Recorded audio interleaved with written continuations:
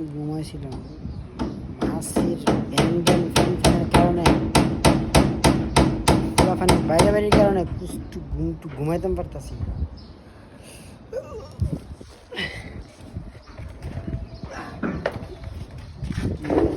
কতটুকু শেষ করছে কাম আল্লাহ ভালো জানে।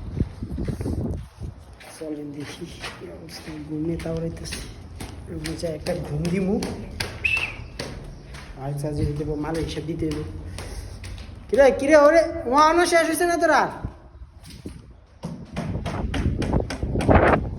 ট্যাবলনটা মারছিস নি?